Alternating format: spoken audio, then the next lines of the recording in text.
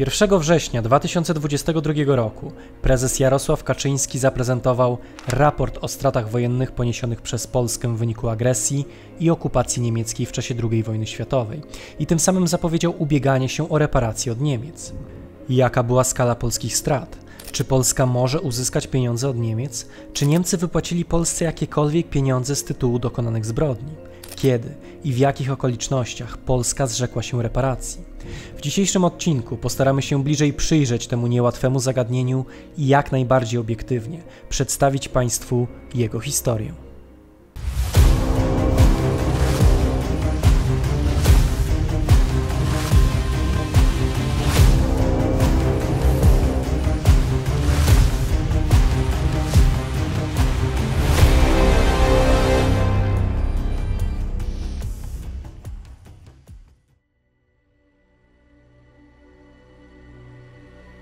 Zanim przejdziemy do właściwej analizy reparacji i historii ich egzekwowania od Niemiec, to uściślimy sobie, czym tak w zasadzie reparacje są, aby nie mylić ich z takimi pojęciami jak restytucja czy odszkodowanie.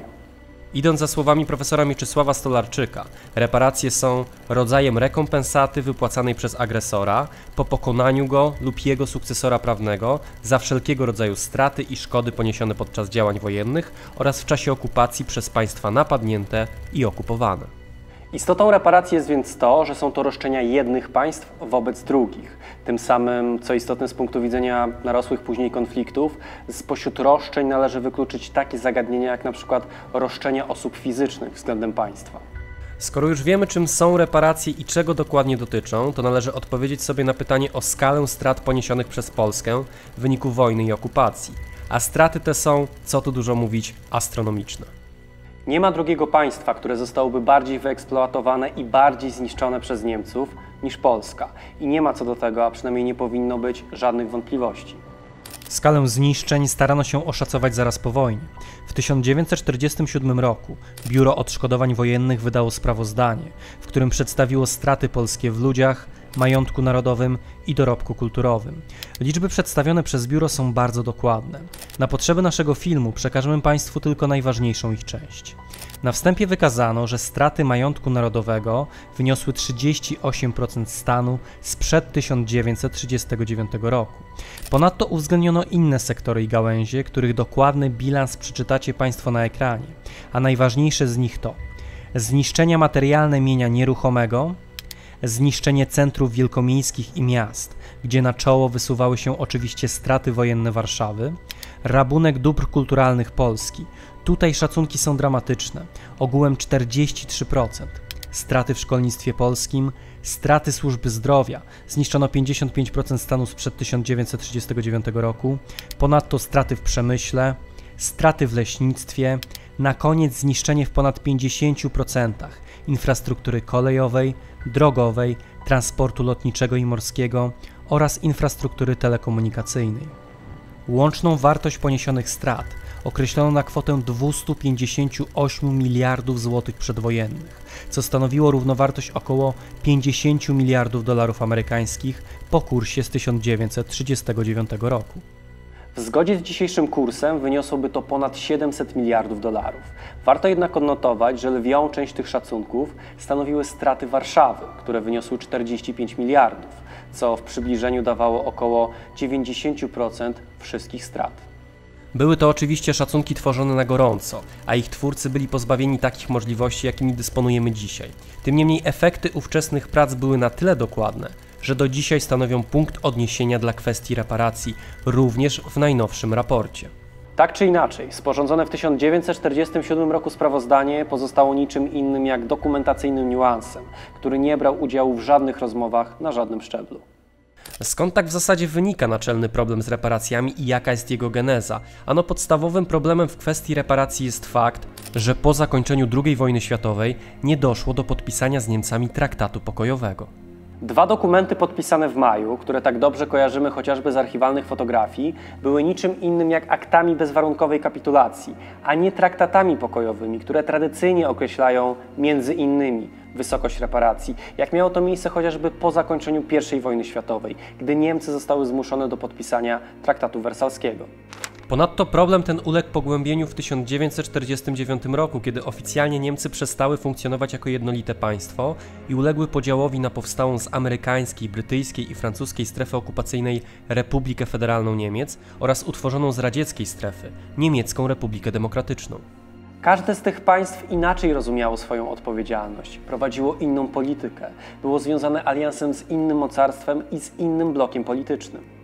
Przy podejmowaniu jakichkolwiek decyzji na szczeblu międzynarodowym nie mogło występować w imieniu całych Niemiec, co prędzej czy później musiało doprowadzić do nieporozumień. Nie znaczy to jednak, że kwestia reparacji czy w ogóle odpowiedzialności Niemców nie spotkała się z żadnymi ustaleniami. Wręcz przeciwnie. Zagadnienie to było żywo dyskutowane podczas konferencji tzw. Wielkiej Trójki, a dokładnie dwóch, jałtańskiej i poczdamskiej, na których podjęto, choć ogólne w treści, to jednak wiążące ustalenia na temat reparacji niemieckich. Podczas konferencji jałtańskiej, obradującej w dniach 4-11 lutego 1945 roku, sformułowano zapis mówiący o tym, że Niemcy zobowiązane są wynagrodzić w naturze straty spowodowane przez nie w toku wojny narodom sojuszniczym. Odszkodowanie powinny otrzymać w pierwszej kolejności te kraje, na których spoczywał główny ciężar wojny i które poniosły największe straty oraz organizowały zwycięstwo nad wrogiem. Za tymi dość ogólnymi, lecz jak wspomniałem wiążącymi ustaleniami poszły w końcu realne liczby. Określono, że wysokość reparacji wyniesie 20 miliardów dolarów, a połowę tej kwoty przejmie Związek Sowiecki. Na konferencji tej podjęto również decyzję o tym, że wschodnia granica Polski pobiegnie wzdłuż linii Curzona, z odchyleniami w pewnych okolicach o 5-8 km na korzyść Polski, w wyniku czego jej tereny zostały skurczone aż o 54%. W świetle tego uznano, że Polska powinna otrzymać jakąś terytorialną rekompensatę kosztem ziem niemieckich. Chodzi oczywiście o ziemie odzyskane na zachodzie i na północy. Jednak szczegóły przełożono na kolejną konferencję, która miała zostać zwołana po zakończeniu wojny.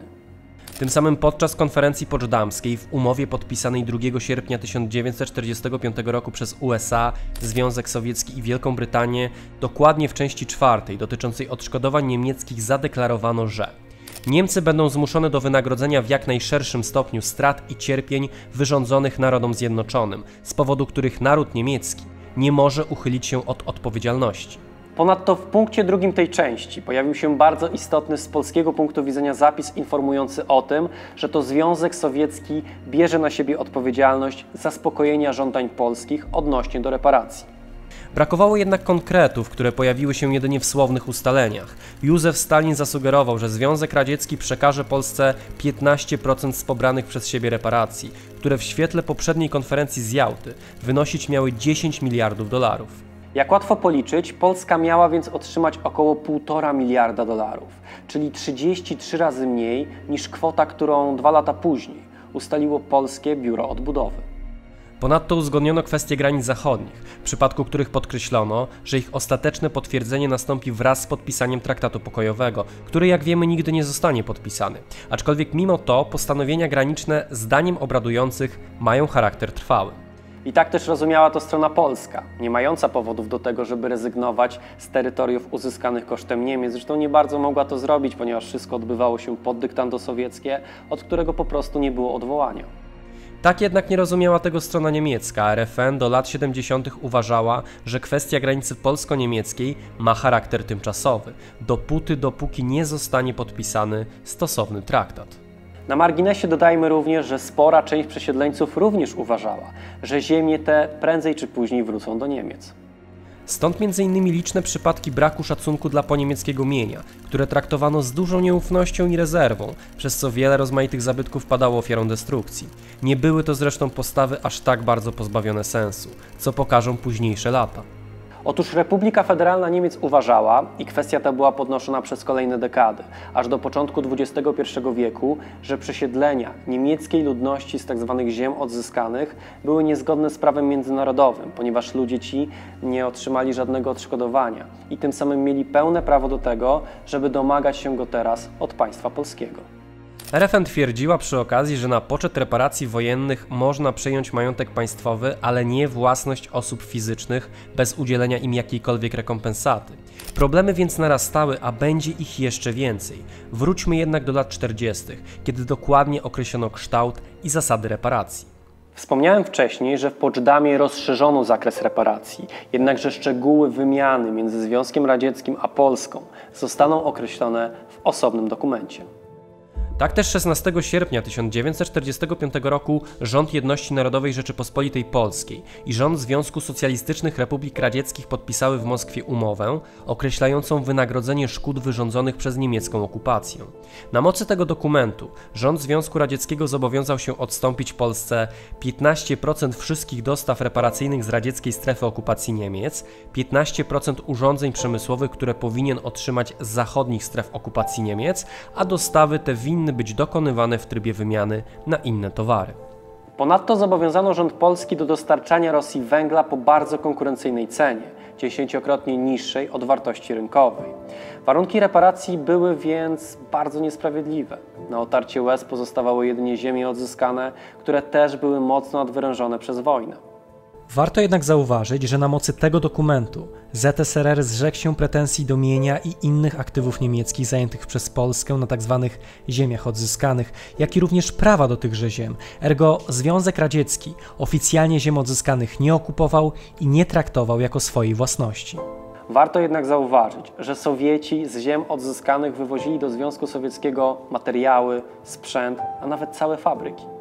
Jeśli chodzi o poniemieckie majątki, to strona polska przejmowała je w zgodzie z ustawą nr 5 Sojuszniczej Rady Kontroli z 30 października 1945 roku. Dodatkowo na ziemię te rozciągnięto reformę rolną, co stanie się, jak zdążyliśmy zasygnalizować, poważnym problemem w przyszłości.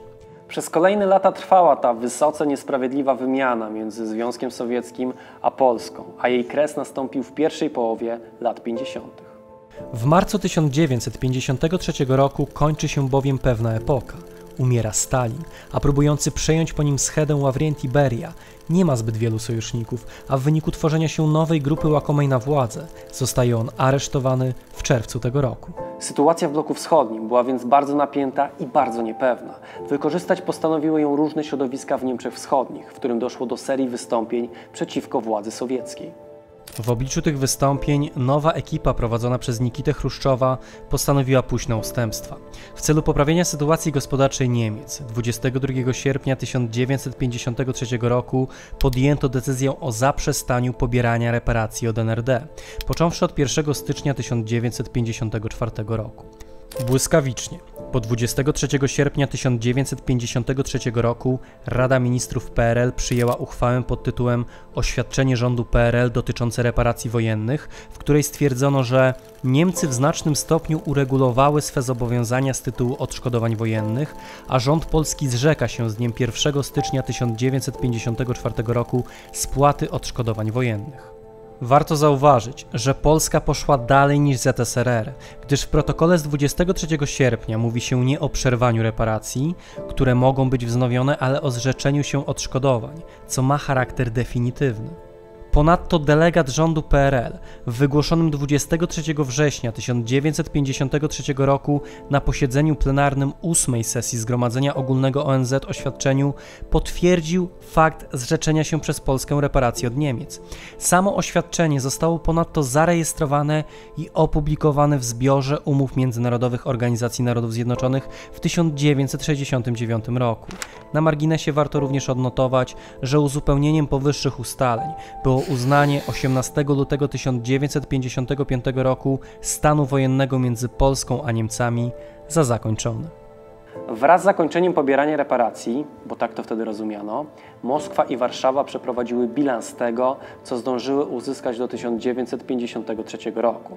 Informuje nas o tym tzw. protokół końcowy, podpisany w Moskwie 4 lipca 1957 roku.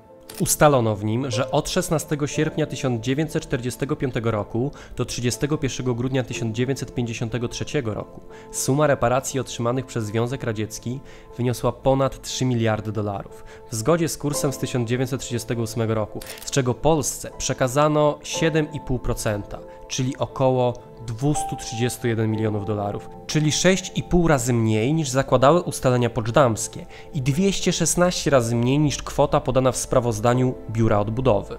Tak czy inaczej, Ustalenia na linii Moskwa-Warszawa kończyły okres pobierania od Niemców reparacji, ale nie kończyły i nie zamykały całego tematu, wokół którego zaczęły narastać kolejne kontrowersje.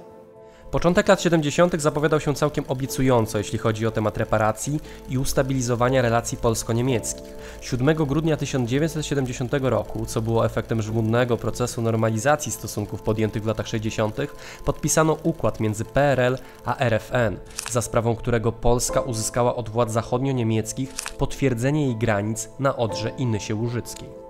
Równolegle, aczkolwiek poufnie, 6 maja 1970 roku została powołana nowa komisja, która miała oszacować straty poniesione przez Polskę podczas II wojny światowej. Szacunki te były wyższe o 5 milionów względem tych określonych w 1947 roku. Mimo wszystko komisja nie podjęła żadnych kroków dyplomatycznych. Zrobił to jednak pół roku później Władysław Gomułka, który 7 grudnia 1970 roku, już po uzyskaniu potwierdzenia granicy polsko-niemieckiej, podczas spotkania z kanclerzem Willy Brandtem stwierdził, że rząd polski jeszcze w 1953 roku zrzekł się reparacji wobec Niemiec jako całości. Do tej sprawy powracać nie będziemy, niezależnie od tego, jak patrzylibyśmy na nią obecnie. Pozostał jednak nierozwiązany problem odszkodowań, który nie jest równoznaczny z reparacjami. Gomułka był do tego wystąpienia dobrze przygotowany. Dysponował chociażby konkretną kwotą, która opiewała na 180 miliardów Deutschmarek, które w przeliczeniu w zgodzie z ówczesnym kursem wynosiły około 72 miliardów dolarów. Sam Gomułka uważał jednak, że jest to kwota nierealna, jest to kwota, której Niemcy nie są w stanie zapłacić. W związku z czym zaproponował, aby RFN na przykład udzieliło Polsce kredytu w wysokości 10 miliardów Deutschmarek na dobrych warunkach. Co istotne, Brandt nie odrzucił propozycji Gomułki, a 2 lata później przyszedł z kontrofertą, która zakładała, że Polska otrzyma 100 milionów Deutschmarek od rządu RFN na rzecz ofiar pseudomedycznych eksperymentów. A w 1975 roku podpisano porozumienie, za sprawą którego zachodnie Niemcy przekazały 1 300 000 Deutschmarek jako odszkodowanie za świadczenia emerytalno-rentowe dla uprawnionych osób w Polsce. Polska w zamian za to zgodziła się na wyjazd 125 000 obywateli do Niemiec Zachodnich.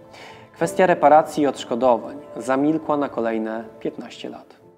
Przemiany z przełomu lat 80. i 90. otworzyły nowy rozdział w historii świata, jak i również relacjach polsko-niemieckich. Wraz z rozpadem Związku Sowieckiego Polska i wschodnie Niemcy wyrwały się spod moskiewskiego dyktatu, a te ostatnie dążyły dodatkowo do fuzji ze swoją zachodnią częścią.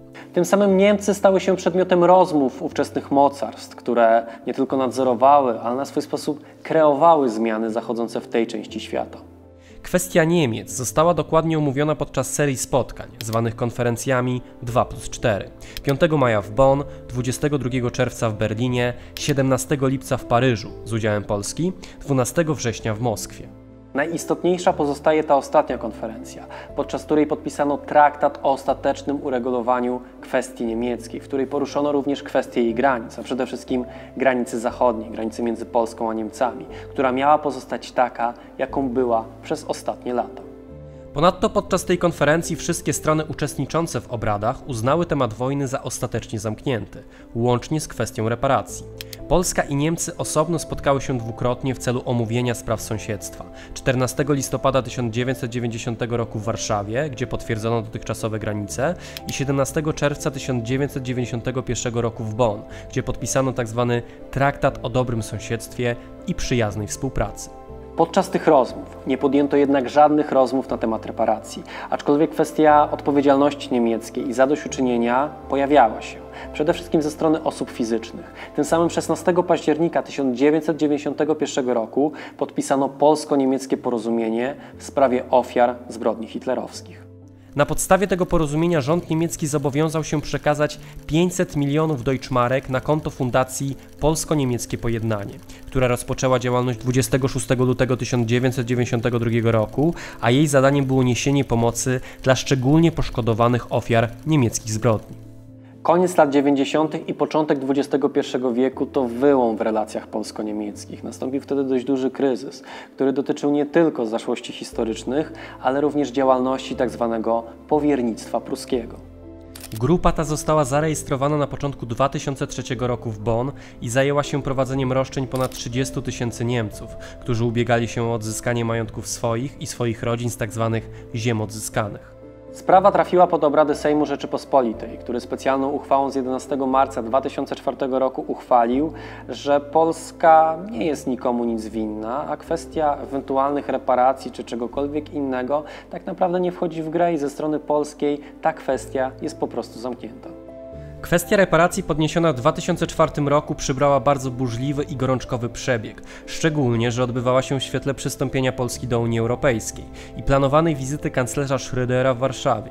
1 sierpnia 2004 roku w Warszawie ówczesny kanclerz Republiki Federalnej Niemiec uspokajał, mówiąc, że Niemcy są świadome odpowiedzialności i nie ma w polityce miejsca na to, aby ze strony niemieckiej były jakiekolwiek roszczenia względem strony polskiej. W odpowiedzi rząd premiera Marka Belki stanął na stanowisku, że Polska ani teraz, ani w przyszłości nie będzie zgłaszać żadnych kwestii majątkowych w związku z II wojną światową. Powiernictwo pruskie nie ustawało jednak w swoich dążeniach, co spotkało się z reakcją polskiego Sejmu, który 10 września 2004 roku podjął specjalną uchwałę o następującej treści. Przy jednym głosie wstrzymującym Sejm uchwalił, że Polska nie otrzymała dotychczas stosownej kompensaty finansowej i reparacji wojennych za olbrzymie zniszczenia oraz straty materialne i niematerialne spowodowane przez niemiecką agresję, okupację, ludobójstwo i utratę niepodległości. Dodano również, że Polska nie ponosi żadnych zobowiązań finansowych wobec obywateli Republiki Federalnej Niemiec. Rząd Belki odmówił jednak realizacji tej uchwały ze względu na brak podstaw prawnych, powołując się na zrzeczenie reparacji dokonane przez Polskę w 1953 roku. Tak czy inaczej, działalność polskiego Sejmu dość skutecznie ostudziła żądania zza Odry, co można w pewien sposób uznać za sukces polskiego życia politycznego. Ponadto 2 listopada 2004 roku opublikowano specjalną polsko-niemiecką ekspertyzę Jana Barcza i Jochena Froweina, w której badacze stwierdzili, że roszczenia indywidualne niemieckich obywateli z tytułu wywłaszczeń na polskich ziemiach zachodnich i północnych nie istnieją ani na płaszczyźnie prawa międzynarodowego, ani w myśl prawa niemieckiego albo polskiego. Równolegle do tych sporów doszło do jeszcze jednej sytuacji wartej odnotowania. Otóż 17 lipca 2000 roku RFN podpisało specjalną umowę z państwem polskim, za sprawą której przekazało blisko 2 miliardy Deutschmarek na pomoc byłym robotnikom przymusowym w Rzeszy Niemieckiej. Pieniędzy tych nie dostał jednak każdy, a samo ich otrzymanie wiązało się z poważnymi przeszkodami natury biurokratycznej. Z własnego przykładu mogę przywołać historię mojej prababci, która w imieniu zmarłego męża złożyła wniosek o takie odszkodowanie. Dziadek Tadeusz spędził na robotach w zasadzie całą wojnę, niszcząc sobie zdrowie jak wiele innych spośród blisko 2 milionów polskich robotnic i robotników. Na domiar złego, gdy został z tych robót zwolniony wraz z końcem wojny, w drodze powrotnej okradli go Sowieci, choć niespecjalnie było z czego. Mimo solidnych dowodów i naocznego świadka, który razem z dziadkiem był na tych robotach, z obiecanych 2 miliardów Deutschmarek moja prababcia nie otrzymała ani marki. W każdym razie oficjalnie wypłaty te realizowano do 2007 roku. Na kolejne 15 lat temat reparacji w zasadzie zniknął z dyskursu publicznego. Dojście Prawa i Sprawiedliwości do władzy zmieniło ten stan. 1 lipca 2017 roku prezes PiS Jarosław Kaczyński podczas kongresu partii orzekł, że Polska nigdy nie zrzekła się odszkodowań od Niemiec. Możemy tylko podejrzewać, że celowo zrezygnowano wtedy ze słowa reparacje. Wbrew jednak temu, co powiedział prezes Kaczyński, 2 miesiące później wiceminister spraw zagranicznych Marek Magierowski, a wcześniej członek kancelarii prezydenta Andrzeja Dudy powiedział, że Polska nie będzie ubiegać się o żadne reparacje. Dezinformacja trwała dalej. Tak też we wrześniu 2017 roku Biuro Ekspertyz Sejmu Rzeczypospolitej przygotowało ekspertyzę, w świetle której Polska jednak może i będzie ubiegać się o reparacje. Wtedy też rozpoczęto przygotowania do sporządzenia raportu, który światło dzienne ujrzał 1 września 2022 roku. I znowu w połowie stycznia 2018 roku minister spraw zagranicznych Jacek Czaputowicz powiedział o tym, że kwestia reparacji jednak nie zostanie podniesiona, ponieważ zaostrzyłaby relacje polsko-niemieckie, a już 3 miesiące później, 21 marca 2018 roku powiedział: Będziemy poszukiwać możliwości prawnych, politycznych i finansowych należnej rekompensaty za doznane krzywdy. Znowu nie użyto wtedy słowa reparacje, które jednak pojawiło się w Sejmie rok później, 14 marca 2019 roku. Na komentarze te nie była głucha strona niemiecka, która już po wystąpieniu prezesa Kaczyńskiego z 1 lipca 2017 roku powołała własną komisję, która wykazała, że jakiekolwiek roszczenia ze strony Polski są bezpodstawne. Temat w zasadzie ucichł do 2022 roku, a dokładnie mówiąc do 1 września, kiedy ukazał się nowy polski raport. Raport, wraz z opublikowaniem którego pojawiła się bajeczna wręcz suma 6 bilionów złotych, 9-krotnie wyższa niż ta ustalona w 1947 roku, w uzyskanie której, co jest całkiem trzeźwą uwagą, nie wierzy nawet inicjator powstania raportu. Nie twierdzę oczywiście, że powstanie raportu jest czymś złym. W zasadzie bardzo dobrze, że wiedza na temat strat poniesionych przez Polskę podczas II wojny światowej jest systematyzowana i spotyka się z tak obszerną publikacją. Nie jest to oczywiście dzieło idealne, posiada sporo potknięć, jego ocenę utrudnia również fakt, że nie każdy tekst posiada wskazane autorstwo. Baza źródłowa i bibliografia mogłyby być pełniejsze, a ponadto w ramach usprawiedliwienia wskazano, że publikacja nie podlega prawom i zwyczajom właściwym publikacji naukowej, co znowu utrudnia jej właściwą ocenę i niestety mocno obniża rangę trzytomowego raportu. Z punktu widzenia źródła historycznego otrzymujemy mimo wszystko coś, z czego przy odpowiedniej krytyce historycy będą mogli korzystać w swoich badaniach. Przejdźmy jednak do podsumowania.